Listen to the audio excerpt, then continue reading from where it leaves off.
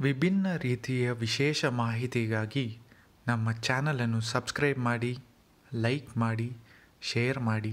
ಹಣ ಯಾರಿಗ್ ಬೇಕಾಗಿಲ್ಲ ಹೇಳಿ? ಇವತ್ತಿನ ಒಂದು ಜೀವನ ಶೈಲಿಯಲ್ಲಿ ಪ್ರತಿಯೊಂದಕ್ಕೂ ಸಹ ಹಣ ಬೇಕಾಗಿರ್ತಕ್ಕಂಥದ್ದು. ಅಂತಹ ಹಣದ ಒಂದು ಸಮಸ್ಯೆನ ನಿವಾರಣೆ ಮಾಡ್ಕೊಳ್ಬೇಕು. ನಮ್ಮ ಹತ್ರ ದುಡ್ಡು ಜಾಸ್ತಿ ಬೇಕು, ನಾವು ಯಶಸ್ಸನ್ನ ಪಡಿಬೇಕು, ಶ್ರೀಮಂತರಾಗ್ಬೇಕು, ಐಷಾರಾಮಿ ಜೀವನವನ್ನ ನಡೆಸ್ಬೇಕು, ಯಾವುದಕ್ಕೂ ಕಡಿಮೆ ಇರಬಾರ್ದು, ಎಲ್ಲದಕ್ಕೂ ನಮ್ಮ ಹತ್ರ ದುಡ್ಡು ಇರ್ಬೇಕು ಅಂತ ಆಲೋಚನೆ ಮಾಡೋ ಪ್ರತಿ ಒಬ್ರು ಸಹ ಪ್ರಯತ್ನವನ್ನ ನಿರಂತರವಾಗಿ ಮಾಡ್ಬೇಕು. ಯಾರ್ಯಾರಿಗೆ ಯಾವ್ಯಾವ್ದ್ರಲ್ಲಿ ಲಕ್ಕು ಅನ್ನೋದಿರುತ್ತೋ ಗೊತ್ತಿಲ್ಲ. ಯಾರು ಯಾವಾಗ ಏನು ಮಾಡೋದ್ರಿಂದ ಆ ಮಹಾಲಕ್ಷ್ಮಿ ಒಲಿತಾಳೋ ಅದು ಯಾರು ಊಹೆ ಮಾಡಕ್ ಆಗೋದಿಲ್ಲ. ಕೆಲವೊಂದು ಸಲ ಸರಳವಾಗಿ ಮಾಡ್ತಕ್ಕಂತಹ ಒಂದು ಕೆಲಸಗಳಿಂದಲೇ ಎಷ್ಟೋ ಒಳ್ಳೆ ಪರಿಹಾರ ಸಿಕ್ಬಿಡುತ್ತೆ, ದೊಡ್ಡ ಫಲವನ್ನು ಸಹ ಕಾಣಬಹುದು. ಅಂತಹ ಒಂದು ವಿಚಾರಗಳಲ್ಲಿ ಇವತ್ತು ಲವಂಗ, ಏಲಕ್ಕಿ ಮತ್ತೆ ಸಾಸಿವೆ ಎಣ್ಣೆಯಿಂದ ಏನ್ ಮಾಡ್ಕೊಬಹುದು ಅನ್ನೋದನ್ನ ತಿಳಿಸ್ಕೊಡ್ತಾ ಇರ್ತೀವಿ. ಒಂದು ಸಲ ಪೂರ್ತಿಯಾಗಿ ಕೇಳಿಸ್ಕೊಳ್ಳಿ, ಎಲ್ಲೂ ಸ್ಕಿಪ್ ಮಾಡಬೇಡಿ, ವಿಚಾರವನ್ನ ತಿಳ್ಕೊಳ್ಳಿ. ನಿಮ್ಗೆ ಇದ್ರಲ್ಲಿ ಯಾವ್ದು ಮಾಡ್ಬೇಕು ಅಂತ ಅನ್ಸಿದ್ರೆ ಅದನ್ನ ನೀವು ಮಾಡಿ, ಅದನ್ನ ಒಂದಷ್ಟು ದಿನ ಮಾಡ್ತಾ ಹೋಗಿ. ನಿಮ್ಗೆ ಒಳ್ಳೇದ ಆಗೋವರೆಗೂ ಪ್ರಾಮಾಣಿಕವಾಗಿ ನಂಬಿ ಇಷ್ಟಪಟ್ಟು ಶ್ರದ್ಧೆಯಿಂದ ಮಾಡಿ. ಇದಕ್ಕೇನು ಅಷ್ಟೊಂದು ದೊಡ್ಡ ಶ್ರಮ ಪಡೋ ಅವಶ್ಯಕತೆನೂ ಇಲ್ಲ, ಅಥವಾ ಅಷ್ಟು ದುಡ್ಡು ಖರ್ಚು ಮಾಡೋ ಅವಶ್ಯಕತೆನೂ ಇಲ್ಲ. ಮನಸ್ಸು ಮಾಡ್ಬೇಕಷ್ಟೆ. ಸುಮ್ನೆ ಕೂತಿರೋ ಬದಲು ಮಾಡಿದ್ರೆ ಒಳ್ಳೇದಾಗುತ್ತಲ್ವಾ? ದುಡ್ಡಿಲ್ಲ ಅಂತ 1000 ಸಲ ಅನ್ಕೊಳ್ಳೋ ಬದಲು ದುಡ್ಡು ನಮಗ್ ಬರುತ್ತೆ ಅಂತ ಒಂದು 100 ಸಲ ಆದ್ರೂ ಅನ್ಕೊಂಡು ಇದನ್ನ ಮಾಡಬಹುದು. ತುಂಬಾ ಸರಳವಾಗಿರ್ತಕ್ಕಂಥದ್ದು ಅಂತ ಇದ್ರಲ್ಲಿ ಈಗಾಗಲೇ ಲವಂಗದ ಒಂದು ವಿಚಾರದಲ್ಲಿ ಬೇರೆ ವಿಡಿಯೋ ಮಾಡಿದೀವಿ, ನೋಡಿರಬಹುದು. ಅಥವಾ ನೋಡಿಲ್ಲ ಅಂದ್ರೆ ನೋಡಿ, ಮತ್ತೆ ಇನ್ನಷ್ಟು ವಿಚಾರಗಳನ್ನ ಹೇಳ್ತಾ ಇದೀವಿ. ಅಂದ್ರೆ ಈ ಮಂಗಳವಾರದಲ್ಲಿ ಲವಂಗಗಳನ್ನ ಹನುಮಂತನ ಒಂದು ಗುಡಿನಲ್ಲಿ ಹೋಗಿ ಸಾಸಿವೆ ಎಣ್ಣೆ ತಗೊಂಡು ದೀಪವನ್ನ ಹಚ್ಚಿ ಆ ದೀಪದಲ್ಲಿ ಆ ಲವಂಗಗಳನ್ನ ಹಾಕ್ಬೇಕಾಗುತ್ತೆ. 6 ಇರ್ಬೋದು, 12 ಇರ್ಬೋದು, 21, ಈ ರೀತಿ ಎಷ್ಟು ಬೇಕೋ ಅಷ್ಟು ಲವಂಗಗಳನ್ನ, ನಿಮ್ಮ ಮನಸ್ಸಿಗೆ ಬಂದಷ್ಟು ಲವಂಗಗಳನ್ನ ಆ ಸಾಸಿವೆ ಎಣ್ಣೆನಲ್ಲಿ ಹಾಕಿ ದೀಪವನ್ನ ಹಚ್ಚಿ ಹನುಮಂತನ ಮುಂದೆ ಆ ದೀಪವನ್ನ ಹಚ್ಚಬೇಕು. ನಂತರ 11 ಬಾರಿ ಹನುಮಾನ್ ಚಾಲಿಸವನ್ನ ಹೇಳ್ಕೊಳ್ಬೇಕು. ಹನುಮಾನ್ ಚಾಲಿಸ ಬಂದಿಲ್ಲ ಅಂತಂದ್ರೆ ಹನುಮಂತನ ಸಣ್ಣ ಮಂತ್ರಗಳನ್ನಾದ್ರೂ ಹೇಳ್ಕೊಂಡು ಪ್ರಾರ್ಥನೆಯನ್ನ ಮಾಡ್ಕೊಂಡು ಬಂದಾಗ ನಿಮ್ಮ ಶ್ರಮಕ್ಕೆ ತಕ್ಕ ಫಲ ಸಿಗುತ್ತೆ. ಸಾಸಿವೆ ಎಣ್ಣೆಯಲ್ಲಿ ತುಂಬಾ ಮುಖ್ಯವಾಗಿರ್ತಕ್ಕಂಥದ್ದು. ಹಾಗೆ ಶನಿವಾರಗಳಲ್ಲಿ, ಅಂದ್ರೆ ಈ ರೆಮಿಡಿಯನ್ನ ನಾವು ಮಾಡ್ತಕ್ಕಂಥದ್ದು ಮಂಗಳವಾರದಲ್ಲಿ. ಶನಿವಾರದಲ್ಲಿ ಲವಂಗಗಳನ್ನ ದೇವಸ್ಥಾನಗಳಿಗೆ ಅಥವಾ ಯಾರಿಗಾದ್ರೂ ಅವಶ್ಯಕತೆ ಇರ್ತಕ್ಕಂಥವ್ರಿಗೆ ದಾನ ಮಾಡೋದ್ರಿಂದ ಜಾತಕದಲ್ಲಿ ರಾಹು ಕೇತುಗಳ ಪ್ರಭಾವ ತುಂಬಾ ಕೆಟ್ಟದಾಗಿದ್ರೆ ಅದೆಲ್ಲವೂ ಸಹ ದೂರ ಆಗಿ ಆ ವ್ಯಕ್ತಿಯ ಮನಸ್ಸು ಶಾಂತವಾಗುತ್ತೆ. ವಿಕಾರ ರೂಪದಲ್ಲಿರ್ತಕ್ಕಂಥದ್ದು, ತುಂಬಾ ತೊಂದರೆ ಮಾಡ್ಕೊಳ್ತಕ್ಕಂಥದ್ದು, ತುಂಬಾ ಕೋಪ ಮಾಡ್ಕೊಳ್ತಕ್ಕಂಥದ್ದು, ಬೇಡವಾದ ಒಂದು ಚಟಕ್ಕೆ ಬಲಿಯಾಗಿರ್ತಾರಲ್ಲ, ಅದೆಲ್ಲವೂ ಸಹ ಕಡಿಮೆ ಆಗುತ್ತೆ. ಇನ್ನು ಹಣಕಾಸಿನ ಸಮಸ್ಯೆನ ನಿವಾರಣೆ ಮಾಡ್ಕೊಳ್ಳೋದಕ್ಕೆ ಏನ್ ಮಾಡ್ಬೇಕು ಅನ್ನೋದಾದ್ರೆ, ಒಂದು 5 ಕವಡೆಗಳನ್ನ, 5 ಗೋಮತಿ ಚಕ್ರಗಳನ್ನ, 6 ಲವಂಗಗಳನ್ನ ತಗೊಂಡು ಒಂದು ಕೆಂಪು ಬಟ್ಟೆಯಲ್ಲಿ ಇಟ್ಟು ಅದರಲ್ಲಿ ಸ್ವಲ್ಪ ಕೇಸರಿಯನ್ನ ಮತ್ತು ಪಚ್ಚ ಕರ್ಪೂರವನ್ನ, ಜವಾದಿ ಪೌಡರ್ ಅನ್ನ, ಯಾವ್ದಿರುತ್ತೋ ಅದು ಸುಗಂಧ ಭರಿತವಾದ ಒಂದು ದ್ರವ್ಯವನ್ನ ಅದರಲ್ಲಿ ಹಾಕಿ, ನಂತರ ಅದನ್ನ ಮಹಾಲಕ್ಷ್ಮಿ ಮುಂದೆ ಇಟ್ಟು ಪ್ರಾರ್ಥನೆಯನ್ನ ಮಾಡಿಕೊಂಡು ಶ್ರೀ ಸೂಕ್ತವನ್ನು, ಮಹಾಲಕ್ಷ್ಮಿ ಅಷ್ಟಕ ಸ್ತೋತ್ರವನ್ನ ಹೇಳ್ತಾ ಪ್ರಾರ್ಥನೆಯನ್ನ ಮಾಡ್ತಾ ಅದನ್ನ ತಿಜೋರಿನಲ್ಲಿ, ಬೀರುವಿನಲ್ಲಿ ಅಥವಾ ನಿಮ್ಮ ಪರ್ಸನಲ್ಲಿ ಇಟ್ಕೊಳ್ಳೋದು ಒಳ್ಳೇದು. ಈ ರೀತಿ ಮಾಡೋದ್ರಿಂದ ಒಂದು ಒಳ್ಳೆ ಕೆಲಸಗಳು ದ್ವಿಗುಣ ಆಗುತ್ತೆ, ಸಂಪಾದನೆ ಸಹ ಜಾಸ್ತಿ ಆಗ್ತಾ ಇರುತ್ತೆ. ಇನ್ನು 5 ಲವಂಗಗಳನ್ನ ತಗೊಂಡು 3 ಏಲಕ್ಕಿಯನ್ನ ತಗೊಂಡು ಅದನ್ನ ಉರಿಸ್ಬೇಕು. ಉರಿಸಿ ಅದನ್ನ ಮನೆಯಲ್ಲೆಲ್ಲ ತೋರಿಸ್ಬೇಕು. ಆ ಬೆಂಕಿಯನ್ನ ತೋರಿಸಿದಾಗ ಮನೇಲಿರ್ತಕ್ಕಂಥ ಋಣಾತ್ಮಕವಾದ ಶಕ್ತಿಗಳು ಅಥವಾ ನೆಗೆಟಿವ್ ಎನರ್ಜಿ ಅಂತ ಏನ್ ಹೇಳ್ತೀವಿ, ಅಥವಾ ದುರಾದೃಷ್ಟ ಅನ್ನೋದು ಸಹ ಆಚೆ ಹೋಗ್ತಾ ಇರುತ್ತೆ.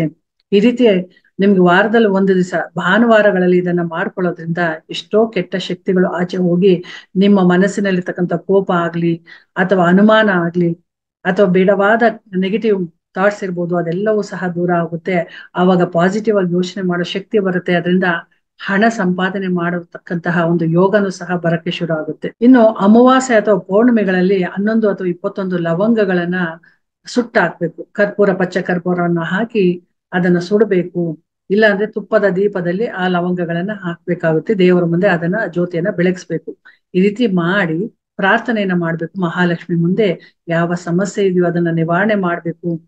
ಹಣಕಾಸಿನ ಸಮಸ್ಯೆ ನಿವಾರಣೆ ಆಗಿ ಒಳ್ಳೇದಾಗ್ಬೇಕು ಅಂತ ಪ್ರಾರ್ಥನೆಯನ್ನ ಮಾಡ್ಕೊಳ್ಬೇಕಾಗುತ್ತೆ. ಇನ್ನು ಒಂದು ವಿಶೇಷವಾದ ಒಂದು ಕೆಲಸಗಳಿಗೆ ಅಥವಾ ಯಾವುದೋ ಒಂದು ಕೆಲಸ ಆಯ್ತಾರೆ, ಇಂಟರ್ವ್ಯೂ ಇರ್ಬೋದು, ಬಿಸ್ನೆಸ್ ಇರ್ಬೋದು, ಹಣಕಾಸಿಗೆ ಸಂಬಂಧಪಟ್ಟಂತ ವಿಚಾರಗಳಲ್ಲಿ ಹೊರಗಡೆ ಹೋಗ್ತಾ ಇದೀವಿ ಅಂತಂದಾಗ ಲವಂಗವನ್ನ ಅಥವಾ ಏಲಕ್ಕಿಯನ್ನ ಬಾಯಲ್ಲಿ ಹಾಕೊಂಡು ಹೊರಗಡೆ ಹೋಗೋದ್ರಿಂದ ಅನ್ಕೊಂಡಿದ್ದ ಕೆಲಸ ಅನ್ಕೊಂಡಿದ್ದ ರೀತಿನಲ್ಲಿ ಒಳ್ಳೆ ರೀತಿನಲ್ಲಿ ನಡೀತಾ ಇರುತ್ತೆ. ಮುಖ್ಯವಾಗಿ ಪ್ರತಿದಿನ ಈ ಲವಂಗವನ್ನ ದೇವರ ಮನೆಯಲ್ಲಿ ಪೂಜೆ ಮಾಡುವಾಗ ದೀಪ ಎಣ್ಣೆ ಏನ್ ಹಾಕ್ತಿವಲ್ಲ ಅದರಲ್ಲಿ 1 ಅಥವಾ 2 ಲವಂಗವನ್ನ ಹಾಕಿ ದೇವರ ಮುಂದೆ ಜ್ಯೋತಿಯನ್ನ ಬೆಳಗಿಸೋದ್ರಿಂದ ಸಹ ಮಹಾಲಕ್ಷ್ಮಿ ಸಂಪ್ರೀತಳಾಗ್ತಾಳೆ. ಜೊತೆಗೆ ಪೂಜೆ ಮಾಡ್ತಕ್ಕಂತಹ ಸಂದರ್ಭದಲ್ಲಿ ಮನೆಗೆ ಯಾರೇ ಬಂದ್ರು ಸಹ ಅವರನ್ನ ಬರಿಗೈಯಲ್ಲಿ ಕಳಿಸಬಾರ್ದು. ಅವ್ರಿಗೆ ತಿನ್ನೋದಕ್ಕೂ ಕುಡಿಯೋದಕ್ಕೂ ಏನಾದ್ರೂ ಕೊಡ್ಬೇಕು.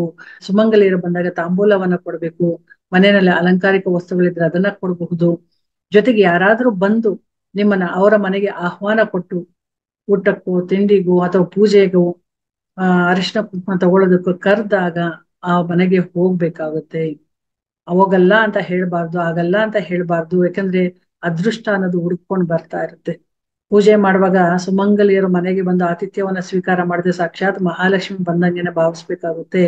ಯಾರಾದ್ರೂ ಬಂದು ಕರೆದಾಗ ಅದು ಅದೃಷ್ಟದ ಸಂಕೇತ ಅಂತ ಅನ್ಕೊಳ್ಬೇಕಾಗುತ್ತೆ. ಯಾಕಂದ್ರೆ ಸುಮ್ಮನೆ ಯಾವ್ದು ಸಿಗೋದಿಲ್ಲ. ಸೊ ಇದೆಲ್ಲವೂ ಆಗ್ತಾ ಇದೆ ಅನ್ನೋದಾದ್ರೆ ಮುಂದೆ ಒಳ್ಳೇದ ಆಗೋ ಸೂಚನೆಗಳು. ಅದನ್ನ ಸಕಾರಾತ್ಮಕವಾಗಿ ತಗೊಳ್ಳಿ. ಅದ್ರಲ್ಲಿ ಯಾವುದೇ ರೀತಿಯ ಕೊಂಕಾಗ್ಲಿ ಅನುಮಾನ ಆಗ್ಲಿ ಬೇಡವಾದ ವಿಚಾರಗಳನ್ನ ಮಾಡಕ್ ಹೋಗ್ಬಾರ್ದು. ತೊಂದ್ರೆ ಆಗುತ್ತೆ, ಆಗಲ್ಲ ಅಂತ ಹೇಳ್ಬೋದು. ಮುಖ್ಯವಾಗಿ ಯಾರಾದ್ರೂ ಸಿಹಿಯನ್ನ ಕೊಟ್ಟಾಗ, ಅರಿಶಿನ ಕುಂಕುಮವನ್ನು ಕೊಟ್ಟಾಗ ಅಥವಾ ಮನೆಗೆ ಆಹ್ವಾನ ಕೊಟ್ಟಾಗ ಇಂಥ ವಿಚಾರಗಳಲ್ಲಿ ಬೇಡ ಅಂತಾನೋ ಆಗಲ್ಲ ಅಂತಾನೋ ಹೇಳ್ಬಾರ್ದು. ಅದೆಲ್ಲ ಸೌಭಾಗ್ಯದ ಸಂಕೇತ, ಮಹಾಲಕ್ಷ್ಮಿಯ ಆಶೀರ್ವಾದ. ಬೇಡ ಅಂತ ನಿರಾಕರಣೆ ಮಾಡಿದ್ರೆ ಪ್ರಕೃತಿ ಅದನ್ನ ನೋಡ್ತಾ ಇರುತ್ತೆ, ಅದನ್ನ ಕೇಳಿಸ್ಕೊಳ್ತಾ ಇರುತ್ತೆ, ಅದನ್ನೇ ವಾಪಸ್ ಕೊಡ್ತಾ ಇರುತ್ತೆ. ಯಾವ್ದನ್ನ ಹೇಗ್ ಮಾಡ್ಕೊಳ್ಬೇಕು ಅನ್ನೋದನ್ನ ತಿಳ್ಕೊಳ್ಳಿ. ಎಲ್ಲಿ ತಪ್ಪು ಮಾಡ್ತಾ ಇದೀವಿ, ಎಲ್ಲಿ ತಪ್ಪು ಆಲೋಚನೆ ಮಾಡ್ತಾ ಇದೀವಿ. ಎಷ್ಟೋ ಜನ ಮೇಲ್ನೋಟಕ್ಕೆ ತಪ್ಪುಗಳು ಮಾಡದೇ ಇರ್ಬೋದು, ಆಲೋಚನೆ ತಪ್ಪದು ಮಾಡ್ತಾ ಇರ್ತಾರೆ. ಸೊ ತಪ್ಪುಗಳು ಮಾಡ್ತಾ ಇದೀವಿ ಅಂತ ಫಸ್ಟ್ ಒಪ್ಪಿಕೊಂಡು ಅಕ್ಸೆಪ್ಟ್ ಮಾಡ್ಕೊಳ್ಬೇಕು. ನಾವೇನ್ ತಪ್ಪು ಮಾಡ್ತಾ ಇದ್ವಿ, ನಾವೇನು ಮಾಡ್ತಾ ಇಲ್ಲ ತಪ್ಪು ಅಂತ ಹೇಳಕ್ ಹೋಗ್ಬಾರ್ದು. ತಪ್ಪು ನಾವು ಒಪ್ಕೊಂಡಾಗ್ಲೇ, ಕ್ಷಮೆ ಕೇಳಿದಾಗ್ಲೇ, ಒಳ್ಳೇದಾಗಿದ್ದಕ್ಕೆ ಧನ್ಯವಾದ ಹೇಳ್ದಾಗ್ಲೇ ಮುಂದೆ ಇನ್ನಷ್ಟು ಅಭಿವೃದ್ಧಿ ಆಗೋದು, ಒಳ್ಳೇದಾಗೋದು.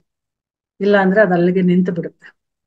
ಸೊ ಪ್ರಪಂಚಕ್ಕೆ ಅಥವಾ ವಿಶ್ವಕ್ಕೆ ಅಥವಾ ಪ್ರಕೃತಿಗೆ ಸದಾ ಚಿರಋಣಿಗಳಾಗಿರ್ಬೇಕು. ಧನ್ಯವಾದಗಳನ್ನ ಹೇಳ್ಬೇಕು. ತಪ್ಪು ಮಾಡಿದ ಪಶ್ಚಾತ್ತಾಪ ಪಟ್ಟು ಕ್ಷಮೆ ಕೇಳಲೇಬೇಕು. ಅವಾಗ್ಲೇ ನಮ್ಗೆ ಒಳ್ಳೇದಾಗೋದು. ನಮ್ಮ ಕೆಟ್ಟ ಕರ್ಮ ಕಳಿಯುವುದು. ನಮ್ಮ ಕೆಟ್ಟ ಕರ್ಮ ಕಳಿಬೇಕು ಅಂದ್ರೆ ಈ ತರದ್ದು ಯೋಚನೆ ಮಾಡ್ಲೇಬೇಕು. ಇವತ್ತು ಒಳ್ಳೇದನ್ನ ಯೋಚನೆ ಮಾಡಿ.